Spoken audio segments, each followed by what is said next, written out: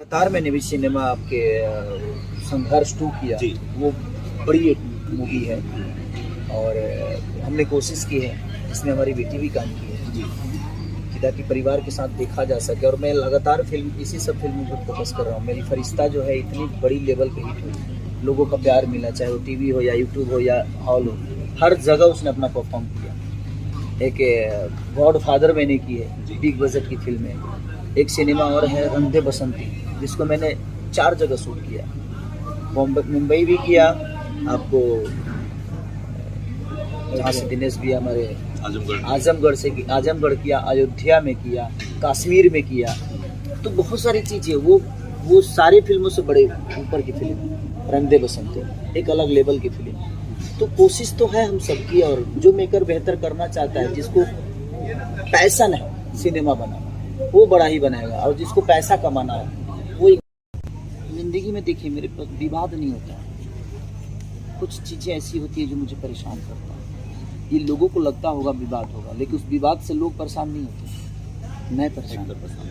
मैं अब अच्छा ही बताइए, कौन आदमी चाहता है कि हाँ परेशानी मेरे जीवन में आ जाए? ऐसा होता है नहीं, कोई चाह के विवाद नहीं करता है, चाहे कोई चाह के परेशान नहीं होता। वो एक चीज़ें हैं, और मुझे लगता है कि वो परीक्षा है। आप जितने प्रॉब्लम में होंगे उससे निकलने का एक रास्ता, आपका किडनी फेल होगा तभी दूसरी किडनी पर काम करेंगे आप। तो आपके हार्ट की प्रॉब्लम होगी तो आप खान पान अपना स्थिर करेंगे, अच्छा करेंगे। ज़िंदगी में कोई भी प्रॉब्लम आपको आती है सिर्फ आपको बड़ी प्रॉब्लम से बचाने की। बिल्कुल बिल्कुल बिल्कुल। देखिए सबसे बड़ी चीज़ है कि साउथ की, जहाँ तक आपने बात की, वहाँ लोग फिल्मों के लिए जीते हैं। वो 2 दिन अपने जीवन के निकालते हैं फिल्म देखने के लिए।